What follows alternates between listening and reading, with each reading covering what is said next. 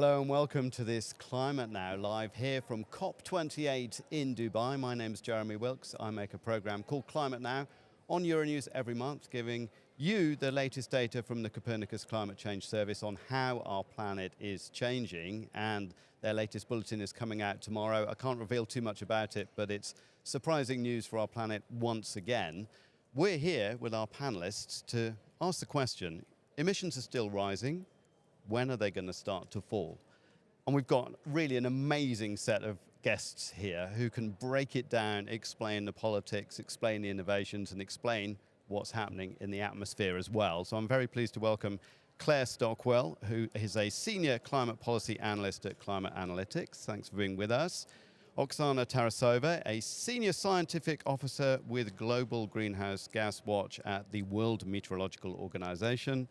And Bertrand Piccard, the chairman of the Solar Impulse Foundation, the man who flew around the world in a solar-powered airplane, who landed near here in your solar-powered airplane. Which was very cool. What's the atmosphere you're picking up from this event? Honestly, what are you taking away from here? It's a year since we met at Sharm el-Sheikh. Has anything really changed? The narrative has not changed since 30 years. We hear that we have a lot of problems. We hear that we're heading for a disaster. We hear that it's going to be expensive to prevent the disaster, that we have to make a lot of sacrifice. We have to degrow the economy. And by decarbonizing, all the countries are afraid to lose their economic advantage. So this is what we hear. And we wonder why it doesn't work. You know, Einstein was saying, madness is when you do always the same and you are surprised because the result is not different. And here, I believe we really need to show another narrative, another way of presenting the situation in order to overcome the resistance, the opposition that the old narrative has created. Absolutely, yeah. No, and it's interesting, we'll go back to the kinds of narratives that we've been having here, and I'd be interested to hear your comments. Please send them through. In theory, I should be able to get questions on my phone here as they come through. Oksana, you've been here for a couple of days. What are you picking up in terms of the atmosphere from the people that you're talking to, the general things that are going on? I think what is different in comparison with the other COPs is that there's a lot of community who understand the urgency. Yesterday was a discussion on research and systematic observations, and there was a pretty strong language proposed about the really utmost urgency of the things which should happen. And we, working in World Meteorological Organization, working with the community, we've seen that this year in our annual reports, as a lot of really thresholds which has been passed, and we are getting to the goals of Paris Agreement and the temperature goal really pretty fast. The 2023 was really very special year, and it brings the urgency into this whole agenda. But as Bertrand said, if we go with the same narrative, it's like, yeah, it's burning. Oh, it's burning even hotter. It's burning even hotter. So we need to have really some breakthrough. Yep, absolutely. Claire, you've just released your report. You were just having a press conference here as well. I know you've been holed up in a hotel room, but I'm sure you've been following what's been happening here at COP28. What are you picking up from in terms of the narrative here? Well, I think just building on that urgency point, we really need a step change coming out of this conference and a clear signal to phase out fossil fuels. And that's really one of the sort of critical things that we'd expect to see in a COP decision at the end of this meeting. That change is phasing out or phasing down. Somebody could probably explain what phasing down really means. Fossil fuels, that's what everybody's hoping. Do you think that's, Claire, do you think there's any chance in a couple of days from now, by the end of next week, there's going to be a deal that says that in black and white that everybody signs up to? Well, that's what we need the deal to say. And I think maybe if you'd asked 2 years ago, did we think we'd get a phase down of coal in the COP decision coming out of Glasgow, there would have been a lot of people that would have told you no, and we got that. So yeah, but we didn't see really a drop in coal, did we? Aren't people still building new coal plants and burning more coal? They are, and we did, but it's also you can find glimmers of hope. So for instance, in the numbers that we put out today, we did see there was a significant jump in Indonesia, in our estimates for Indonesia, because of the extended coal use in that country. But at the same time in China, till 2030, it's not particularly positive, but after 2030, you could really, there's the glimmers that they're starting a structural decline in coal use, and that renewables could really take over. Yeah, that was the big takeaway from your press conference earlier, and I thought that's probably going to be the top line going around the world from the Climate Action Tracker, is that China looks like it may have got to the point where it's going to start to peak. That said, I saw another report that was released today that just came out that said, yeah, but emissions from China rose by 5%, which isn't great in 2023. No, 4%, sorry. That's the Global Carbon Project. We also saw India grew by 8.2% in 2023. Oksana, give us a bit of a reality check on the state of the atmosphere. Greenhouse gas molecules, are there more of them now than there were? Unfortunately, the greenhouse gas concentrations in the atmosphere are continuing to grow and continue to grow pretty fast. In 2022, we had increase in all three major greenhouse gases, and while for CO2, the increase was slightly lower than global average, which is related to the general dynamics and impact of La Nina, which was happening for the 3 years that facilitated the uptake of CO2 by the terrestrial biosphere. The growth in methane is still pretty extreme. It's comparable with the previous year, and it's substantially higher than the 10-year average. And what is shocking, that the increase in the third most important greenhouse gas, which is usually associated with agricultural activity, rose from, let's say, 1 ppb per year as an average to 1.4. So there was like a 40% increase in the growth rate. What's that all about? We think so. There is some analysis to be carried out by the scientific community, and that was a surprise for majority of the scientific community. Usually, the increase of nitrogen in the atmosphere is related to the use of fertilizer, and also the response of natural nitrogen cycle. And because of those 3 years of La Nina, where you have a lot of precipitation, in tropical areas or the areas where you have a lot of agriculture, you have a substantial increase in bacterial activities in the soil, and you have just a massive release of nitrogen and carbon in the atmosphere. It is a sobering picture, and I saw a report that we're now at 420 parts per million of CO2 in the atmosphere, more or less. I mean, maybe I'm rounding up by a tiny bit. What number would you put it on? 419.7, I think I saw? So the global average, because we report the global average, so we do not report like the monthly averages. So the global average for 2022, so then we have a complete year, was 417.9, but you are pretty close to that. Yeah. I think that this year we will get another 2+ ppm increase. So these COPs are not working really then, Bertrand? But you know, let's be realistic. If you come at the COP where you have the world of oil and gas industry, and you say we have to phase down or phase out oil, gas, and coal, okay, the spirit is good, but you're going to create a lot of resistance and it will not work. You can take it exactly the other way around and have much more result. You have to start by understanding that we are in a world of waste. Our world is inefficient. We are wasting 3/4 of the energy that is produced, 30% of the food, a majority of natural resources. We're wasting 95% of the waste because we don't understand it can go into a circular economy.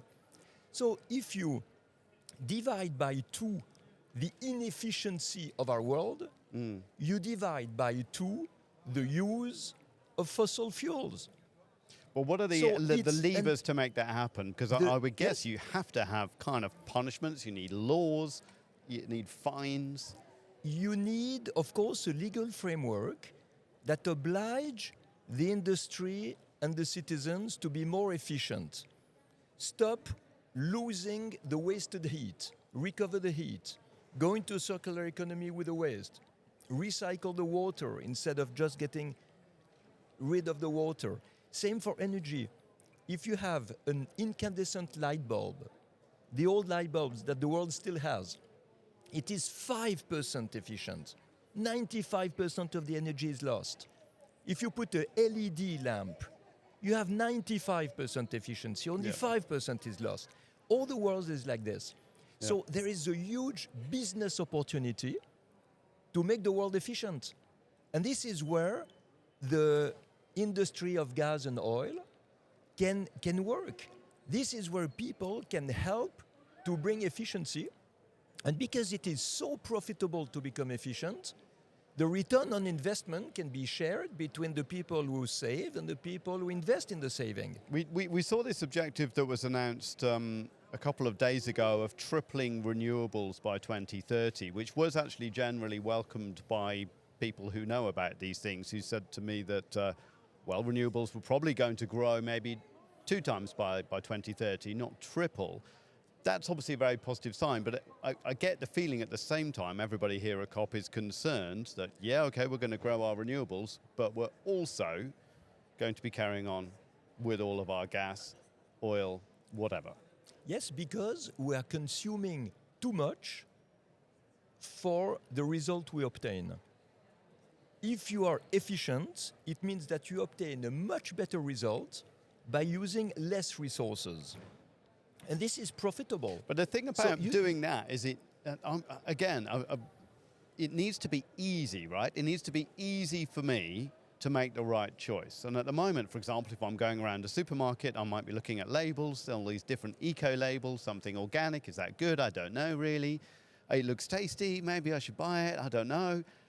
It's not obvious, is it? I mean, that's one example, but it's not obvious how to, as a business or a consumer, to behave well, to genuinely impact your emissions. You know why it's not obvious?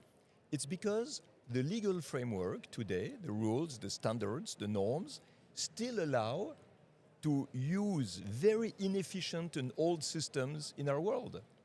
It's allowed to use thermal engines which need 4 times more energy by kilometer than an electric motor.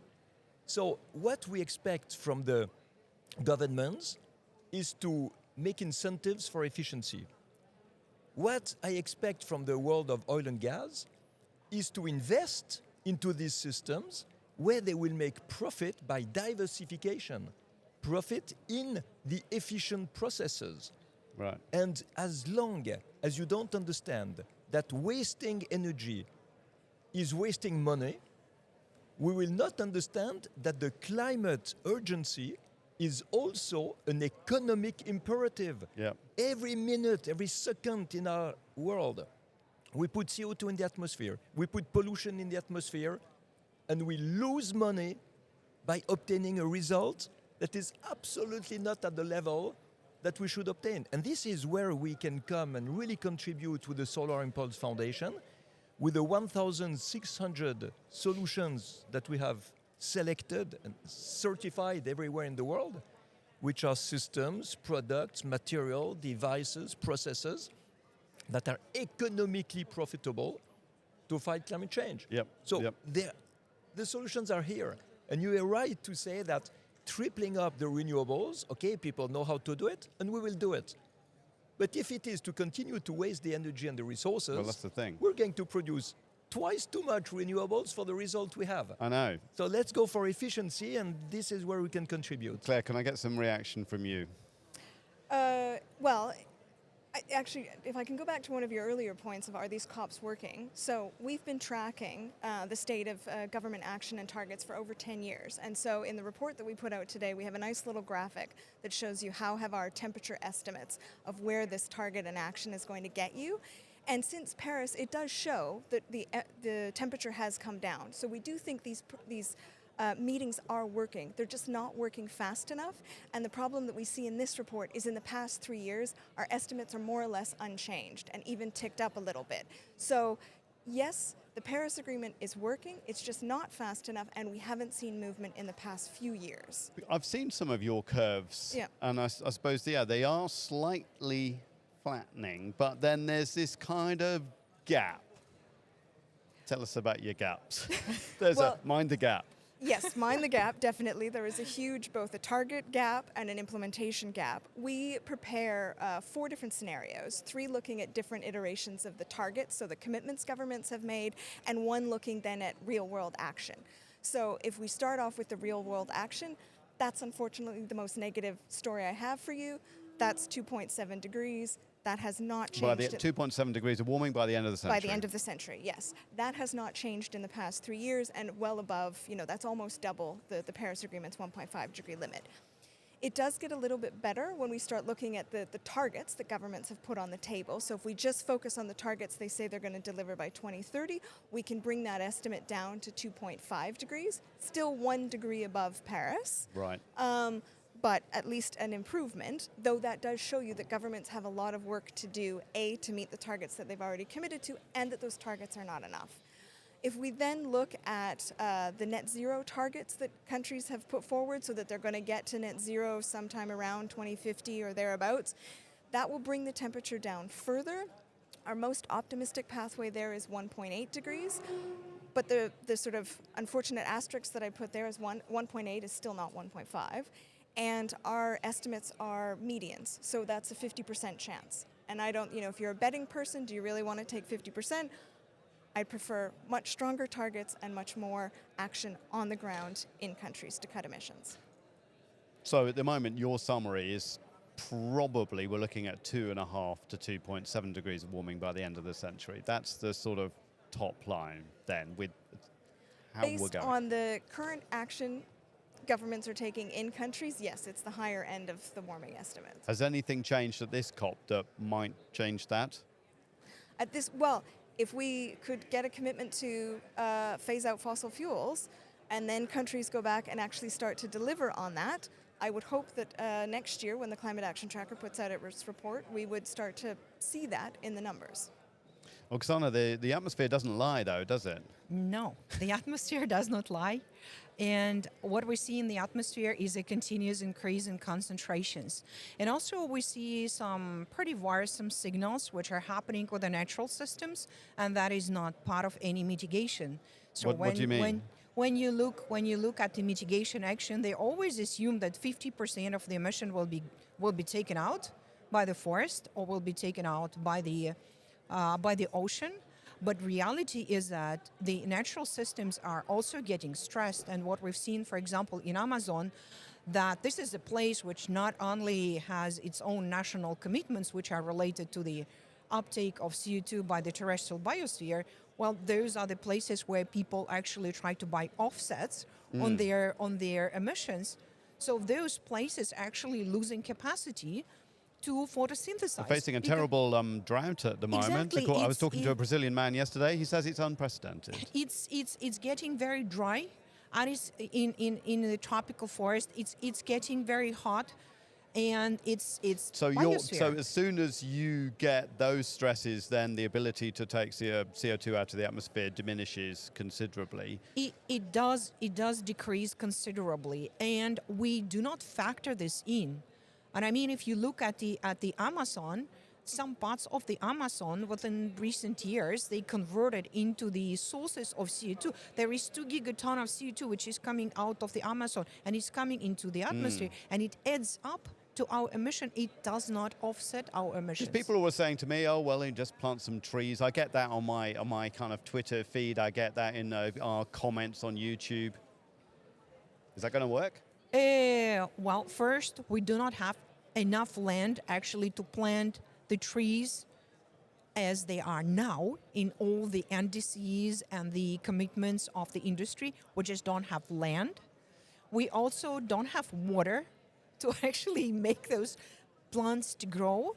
And the trees which are already existing, they are being stressed. And remember that when you put the trees, for the first 10, 15 years, the trees are not taking up CO2. It's a that's the thing. construction zone. For the first 10 years, you will emit additional CO2 in the atmosphere. Right. Bertrand. You know, all this is absolutely true. I profoundly believe in it. But I'm not representing the majority of the world. You also have politicians who have to be re-elected in a couple of months or Yes. couple of years, and they are afraid to take the measures which maybe would bring a sanction from the voters. So they prefer to wait. Then you have the climate change deniers who say, okay, it's true. There is more CO2, but it's not human-made. There are other reasons. And here, I believe we have to show them that even if there was no climate change, it would be logical as much as ecological to do something. Because it is not only CO2, it's also pollution. Pollution, air pollution, kills 8 million people per year. And even for the one who have no compassion for the families who are losing their members, it's very expensive and they have to admit it. Yes. And for every dollar that you invest in health, you get $4 for economical development as an increase.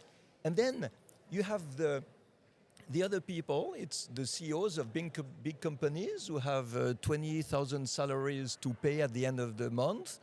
And they say, how am I going to do this transition? And maybe I'm retired in 2 years, so I wait. So they don't take a risk. And they don't take a risk. And this is what we absolutely need to change. But I mean, let's be honest, around the advantage. world, I am, despite me also being like you, I listen to these wise scientists and I say, this is a terrible situation. I do not see green governments being elected around the world in landslides. It's not happening. There's not a political shift going on. Exactly. Because the narrative of the Greens, although it is maybe correct, is not appealing, it's not attractive. If you say that you have to degrow the economy, that you have to make a sacrifice for the future generations, that it's going to cost a lot, who's going to go into this? Only the people who are ready to make a sacrifice, not the others. And this is why we have published now at the COP this new narrative where we try to give all the arguments to overcome the resistance to the climate action and show all the advantages, all the opportunities, and how profitable it is to do it. You're at a level where you do genuinely have breakfasts with prime ministers and lunch with presidents and dinner with princes. Yes. Do they hear this? Are they getting it? Or are they saying, yeah, that's really nice. We want to do it, Bertrand, but we kind of need to keep the fossil fuels going too? No, they never told me that. Right. They all told me, wow, that's exactly what we need. And when I have breakfast with the Prime Minister, and the same day he makes his speech at the opening of COP28, and he takes 3 parts of the new narrative in his speech, and he tells me, you know what? Which Prime Minister was that? Let me keep that confidential. Go on, keep it. Okay, go on. But you know, he told me I was speaking about technology before, and I was accused by the Greens of promoting technology. Now I use your word, which is the word solutions instead of problems, and people applaud. And they tell me, wow, that's a great speech. So this is how we need to change this narrative and make it much more appealing. Yeah. No, for sure. We definitely need to change that narrative. But let's go on. But I can tell you something. No, go on. If you want a name, I showed it to John Kerry. John looked at it and said, wow, that's really useful. I will read it carefully to avoid fucking up in my next speech. Sorry for everybody listening. Well, that was a quote. It was a quote. Here you have a name, and you see that these heads of states, heads of governments, ministers, special envoys, they are really interested to have new arguments. Right. New arguments. Yeah, for sure. Arguments is probably what's going on here at the moment when they're trying to understand what's going on with the global stock take. We're supposed to be publishing our first global stock take sort of now. Frankly, it's not very clear to me exactly what's supposed to be happening. Could either of you try and explain what is happening with this global stock take that we're supposed to have at this COP28? What is that? You want to Do- say something? Well, I can tell you what the stocktake needs to deliver. I Right. mean, I think it's obvious from either if you want to read the UN FCCC synthesis report, that the targets are not doing enough to keep warming to the Paris limit. If you'd like to read our report, we say something very similar. And so we know we're not on track. We know governments haven't done enough. We know the targets aren't strong enough. We know we need a lot more action on the ground. And so the two things that I think, the two most important things to come out of there is a clear signal that one of the first things we need to do is phase out fossil fuels. And then the second is also looking forward to, even though the 2030 targets are not good enough and not strong enough, we know that next year attention is going to shift to the 2035 target setting. And so in that target setting, what we're really looking for governments to do is come up with ways, for a lot of them that's going to be halfway to net zero. So really making sure that number that they put on the table is compatible with 1.5, with getting them to their net zero target, and also that it's backed up by action that is going to allow them to overachieve 2030, because we cannot lose this decade in terms of cutting emissions. I mean, I'd understood it as a sort of a kind of a school report, I suppose, for countries. Does it is it going to kind of work like that? Everybody's getting a B, C, D, E, or F, or are we not going to single out countries, or is it going to remain confidential? How does that work? Well, I Well- think they... Yeah, the report will be discussed today. Actually, there is a session on the global stocktake, and it's the consolidated contribution of all the different countries and agencies, but it's so long, and it's about everything, like what the countries are doing and the developments in economy and equity and equality in all the different sectors, and assessments by UN agencies and assessment by NGOs. I mean, it's everything about everything. So Right. probably it needs a little bit of more tailoring concerning the key messages, Yeah. though the key messages are pretty clear. But because we are looking at so many fronts at the same time, the messages of what Claire said about the fossil fuels are getting so diluted because there's a lot of other components which are brought to the table. And So like financing. yeah, was gonna be in there. financing, the gender equality, the diversity, and I mean it's. Is this the kind of UN sort of attempting to do everything with one thing and not doing one thing well? It looks like that, but As a I UN hope- employee, you're not necessarily supposed to say that kind of thing. I hope we can tailor it, because there's a lot of very useful information on the state of different affairs, but probably we need to put the strong messages up front and just not doing it like about what everybody are doing about climate. I mean, Claire, are they just going to kick the ball? They kick the can down the road. That's the image I'm looking for. Are they just going to kick the can down the road? Well, they can't keep kicking the can down the road. That's the problem.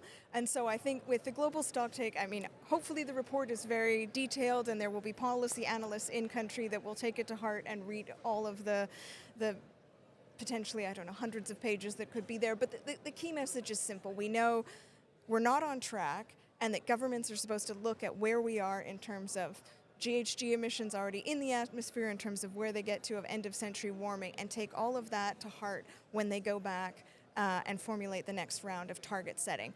Your point on finance is critical.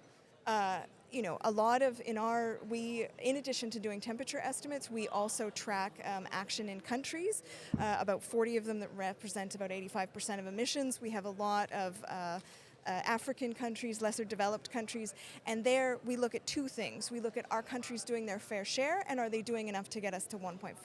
And you find that a lot of African countries are doing their fair share in terms of the targets and the policies that they've put on table, but that's not enough to get to 1.5. There's no point in building out a coal power grid somewhere in Africa when renewable energy, when they're endowed with such excellent renewable energy resources and they're already cheaper and create more jobs for the local population to put in there. But to that transition, you need finance. They cannot do it alone, and so that will also be a critical component going forward, and has been so far. And developing countries, or the developed countries that we track, are all We have a rating system of various levels, but they are somewhere between insufficient and critically insufficient. Is there one country that's doing well, that's got a good scorecard on this, that's There's- compatible with 1.5?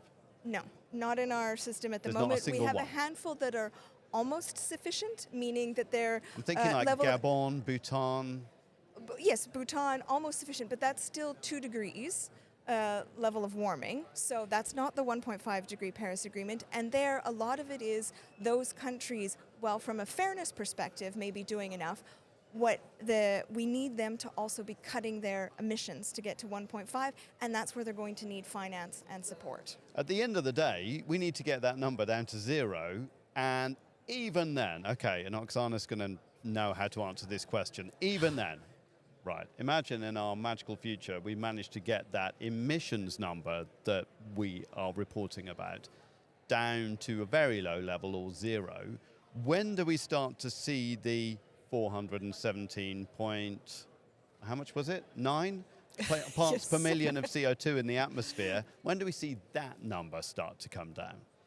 Well, unfortunately for us, CO2 stays in the atmosphere for a very long time.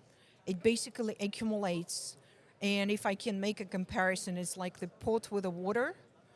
It does not matter if you put 1 spoon or if you put extra bucket, the level will increase. So the same is with CO2. If you have a non-zero emissions, the concentrations will rise and they will drive the climate change.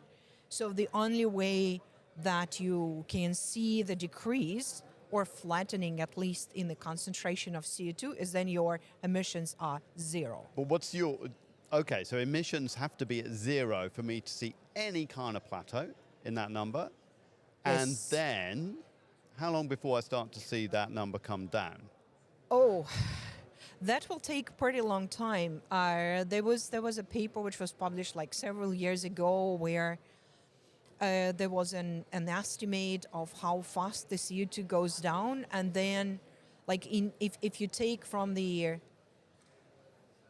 where you stop all the emissions to when the 1,000 year horizon. Even in 1,000 year horizon, you will have like a 30% of the difference between the level where you stopped in pre-industrial in 1,000 year. The biosphere works very slow.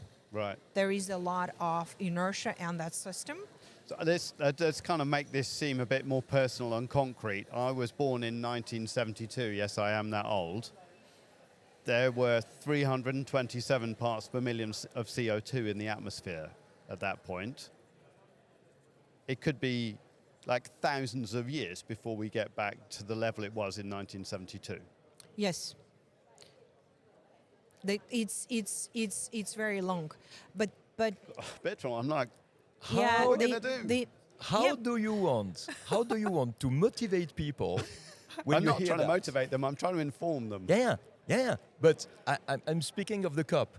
You come with these terrible numbers, and you have key decision makers who have to make a decision today, and they know it will be 1,000 years before they see the result. No, I think in the new narrative, although we absolutely have to decarbonize, it's not the word to use. For me, the word to use is the word modernization of our world. Because this creates no resistance. Yeah. Who would like to be obsolete? Nobody. Yeah.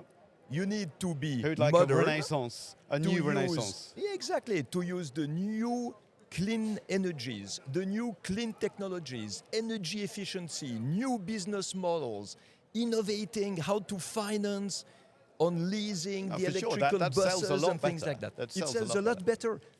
Then you will create jobs, you will develop the economy, but a clean economy, a qualitative economy. And what will be the end result, beside having the countries more modern and more rich? You will have a decarbonization as a consequence of this modernization. Right. But you will create a coalition around that. You will federate people instead of dividing people and making resistance. I love listening to you because it does take me from my doom and gloom and makes me feel more positive, because you're right, innovating, who wants a modern economy? Yeah, me please. But if I may, like we need to be pretty clear with science, because there is an expectation that if you do all these things, then the things will improve immediately. The point is that it's been clear that humans do have an impact on human system. It's been clear since we established the convention. I mean, convention was established in 1992, and it was clear that we already at that time saw the impact of CO2 on the Earth system. Yeah, nobody's got any excuse to say they didn't know. And what we've done since 1992, we increased emission by 60%, as if we did not know that this is difficult. So we put ourselves in this situation, and I can tell you that if you look at global average, for example, then such substantial changes in emissions like COVID, lockdown, 4.5% decrease of CO2 emissions per year. The global economic crisis. Do you see them in global average CO2? No. And we need to be pragmatic. So if we create a business opportunity, we need to tell also, guys, you will not see an immediate impact, but we need to do so. We need to do so anyway. Well, he's saying, look, do it anyway because it's a smart business thing to do. That's his argument. But there are also some other options, like you need to decrease CO2, but there are also short-lived greenhouse gases which you can actually get on track, where you would see much faster impact. You are helping me get to the point I wanted to talk about, which is methane. Yes. I want to talk about, because there's good stuff going on with methane. Yes, methane has a lifetime of about 12 years. So if you stop it, then it's being reduced in the atmosphere pretty fast. We got rules coming in Europe now that means that if you're emitting, your industrial plant's emitting methane into the atmosphere, you need to capture it and do something with it.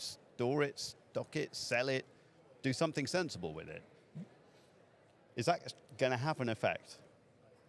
It will help actually to start moving the processes, and it's really great to see that Europe is a front runner, but there are regulations which are coming up in other countries regarding methane. And what is really great about this strategy is it is also about the monitoring and verification. So basically we would see, as my favorite topic, we would see what happens in the atmosphere if they do something or if they don't do something. You would actually be able to quite quickly see something in the atmosphere too, right? We would see with methane those actions very quickly. Right. In particular, when it comes to the super emitters, because one part of the strategy really to address the super emitters. What's a super emitter? Super emitters where you have extremely high localized emissions, like if you have a leakage from the pipeline, or if you have the natural gas technological releases. So you can like see flaring and like those flaring, things. yeah. So you can see those super emitters from satellite, or if you have a very There's a few of those around here, I think. Yes, there are few, and there you could see it immediately. Like if you take an action, you would see reduction immediately on the flux which is going in the atmosphere. The problem is that Europe is only 5%. Would you see a warming effect difference as well? Yes, the response on this change will be pretty fast. But even if you control all methanes by 2050 and look at the strategy, we're still talking about 0 to degree. I'll take it. Better than nothing, but we want more. Claire. Maybe, Come on. I will also take any reductions in emissions at this point, but just to add that the focus on fixing the leaks and all of that type of thing, that's good. Any reduction in emission is good, but that is not going to get us where we need to go. No. You actually need to stop production. These are not these sort of cutting some emissions from leaks. It's a good first start. But it's also one of those things where you go, why weren't you doing this before? Surely it's also in your interest. You can sell it. It's methane. It's useful. Yeah. But as Bertrand said, what is our efficiency? We do a lot of stuff where we just waste things. Yeah. Really. I mean, that is just ridiculous, it seems to me. When I started hearing about that, I was like, why is that going on? How do they allow themselves to be so inefficient, actually? Because I'm not sure that we are touching the right targets. We're attacking the people who are producing oil, and we are not aware that we are using this oil as citizens every minute of our life. We are consuming this oil. So we Every are object saying, around us has been in some way in contact everything with is it, about right? oil. Yes. We buy food, it comes with a truck with oil. We buy water, we go for holidays, we buy Nice plastic a chair. smartphone, plastic chair. Yeah. So we also need to tell to the population, reduce your consumption of oil, and it will reduce the production of oil. But it's so much easier to attack the other people and do nothing ourselves. We have to do our part also. How do you sell that idea? Again, going back to what I was saying about making it simple, it is Yes? not simple. You have today solar and wind energy that is much cheaper than oil, gas, and coal. Much cheaper. 1 cent per kilowatt hour of electricity produced with solar. Try to do it with fossil fuels. It's Have you brought 5 it up times more. with the people here in the UAE? When you're flying in here, you had the luxury of coming in in your very nice solar-powered airplane. I came in a nice Boeing. When you fly over, there's no solar panels everywhere. I Oh, do they're believe they've got a starting. nice big solar park out of town, but I don't see them on the flat roofs around here. But you know, when I made my flight around the world with a solar airplane, it was 7 years ago, the price of the solar electricity was probably 5 to 6 times more than it is today. The Chinese are producing so much photovoltaic material that the price is just going down, almost to zero. So today, every person who is using fossil fuel is wasting money compared to solar or wind. And then you have biomass that is made with waste from agriculture or farms. Instead of having this waste producing methane, you can recover it, burn it, it makes only CO2. But could you run a city like Dubai on renewables? Because at the moment they're running on the world's biggest gas-fired power station, which is also a desalination plant. I can see it from my hotel. The question is very clearly no if we continue to have badly insulated buildings and inefficient air conditioning and lighting. And the answer is clearly yes, we can do it with renewables if we have buildings that are so well insulated that it keeps the cold inside. And that is doable. That you have the district heating, district cooling, that you have heat pumps, that you do everything correctly, then renewables are enough. Absolutely. And cheaper. Roxana? Well, I can add to that is that if you look at the whole UAE, there's so much bare soil which is not used by anybody. For sure. I mean, just cover it with a solar panel. You will have the energy supply not only for UAE but for surrounding countries as well. The problem is that at the current world, it's not about just the energy. I mean, we've seen what is happening, for example, in Africa. There was a UNEP emission gap report, which actually shocked me. I'm a steering committee of that report, is that if you look at the renewables in Africa, somehow there is a belief that development is associated with fossil fuel. There is interesting. no notion that you can develop without fossil fuel. And you would be surprised, but the cost of solar energy in Africa is substantially higher than it is in developed world and that it is like on average on the planet. The reason being is that it is beneficial to keep the continuity of the business, so somebody is on the hook to continue consuming fossil fuel, and you link the development with fossil fuels. And that's a problem. And I spoke to a couple of delegates here from Africa who said, like, yeah, but I mean, renewables are so expensive. That's not true. Why they are so expensive in Africa? You can have the whole development with the cheap energy. Bertrand said it's much cheaper. It is cheaper. But there is a massive lobbying on preventing the development from taking the clean ways. Plus a kind of like a sort of cultural collective, a kind of cultural collective thinking as well. That, you know. I mean, are we about power or are we about energy? I mean, if we talk about energy, I mean, if you cover, somebody told me that if you cover, I don't know, 10% of Sahara Desert with solar panels, I mean, you have an energy not only for the whole Africa, like for half of Europe. Yes. I mean, and efficiency is amazing. But there is this hook, you know, you can only develop as we developed country developed. And that's a problem. That's a problem in narrative. Why is it more expensive in Africa? I don't understand. I was Nowadays, shocked. and so many things are, and the interest rates they're paying on things, etc. And that obviously needs to change. Going back to the EU, because we're Euronews, we've got some mechanisms coming in. We've got the EU's carbon border adjustment mechanism that's coming in. Claire, what do you think of those sorts of tools? Do you think they can actually make a difference to actually reduce emissions by bringing in those kinds of rules that are going to say, okay, we're not just going to import things and not pay for the carbon that was emitted over there making it? Are those sorts of rules significant, do you think? Well, I think the EU needs to develop needs to be doing more to put forward a stronger target than it currently has.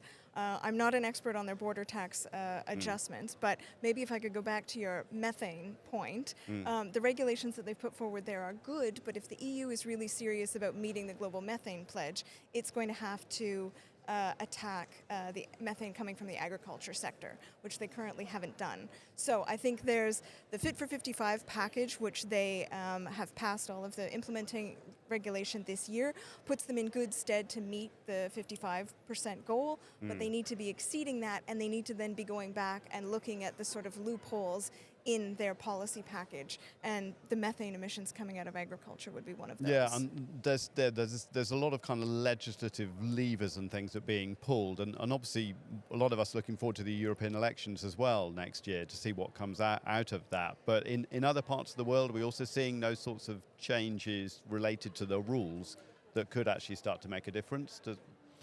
I can comment on this because I work with a CATI, which is a agricultural research institute, which is working in South America, and they are particularly stressed with this carbon border adjustment because that actually hits their major production sector, which is agriculture, and a lot of stuff is imported from South America, and for them, the regulations on the amount of deforestation which is associated with the projects, and also effective agriculture. Many countries in Latin America don't have industrial agricultural facilities, so they are still based on those small farming. For them, that's pretty tough.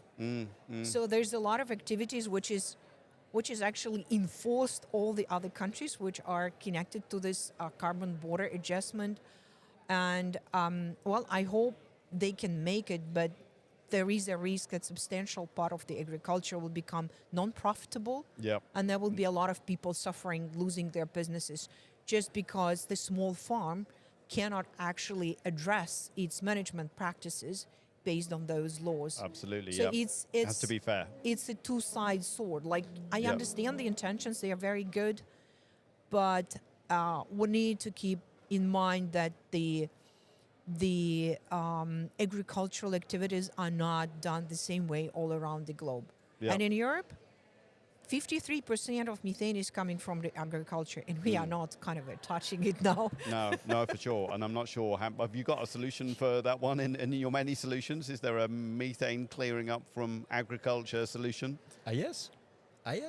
You have solutions to take the agriculture and farming waste to turn them into energy, into biogas. Yeah.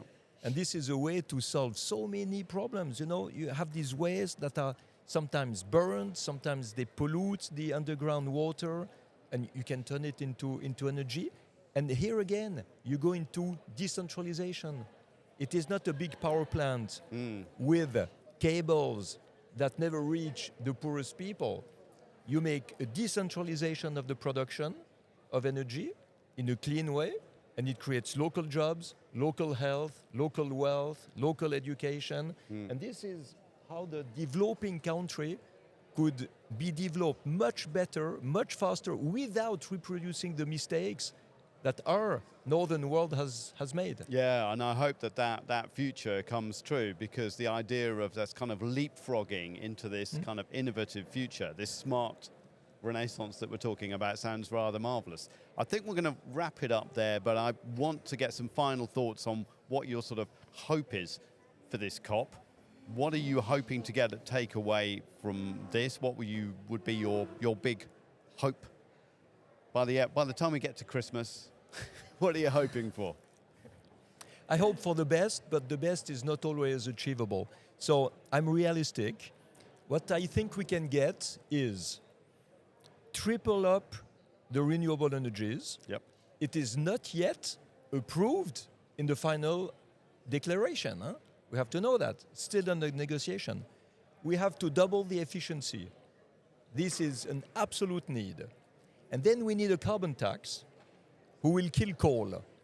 Yep. And this is something where the oil industry in principle agree, because coal is a competitor to oil and gas.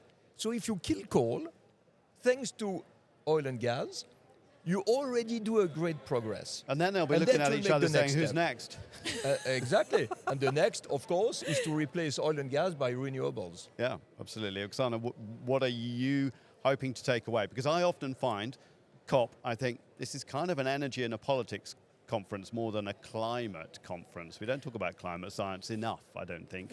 What are you hoping to take away from this COP? What are you hoping that the world will take away from it? Well, I really hope that the science is much better heard and that there are some things which may happen or may not happen.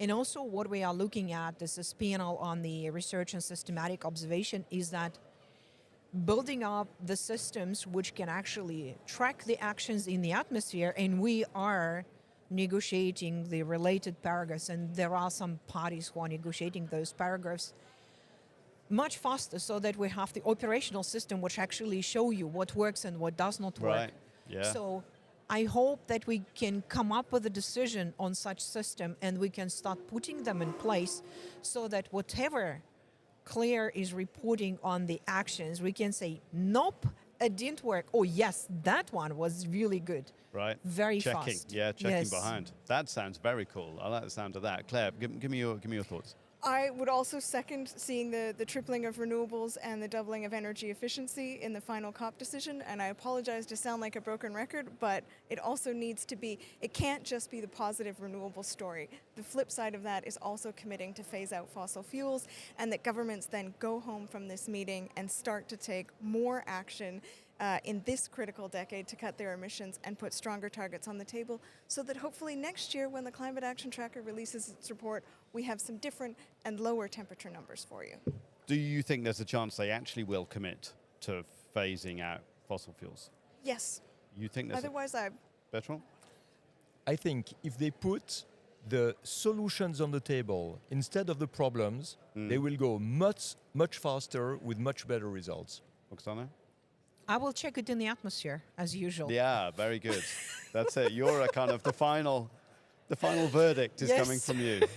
Marvelous. Well, thank you very much to Claire Stockwell from Climate Analytics, Oksana Tarasova from the World Meteorological Organization, and Bertrand Picard from the Solar Impulse Foundation. Thanks everybody for watching, and apologies if there was any sound in the background. There's been very enthusiastic moving of furniture here in the background so people can get together and have a conversation. Thanks for watching, and please head over to euronews.com/climate now for the latest information on how our planet is changing, and also lots of great stories on adaptation as well. And you can follow the rest of the news from COP28 on euronews.com.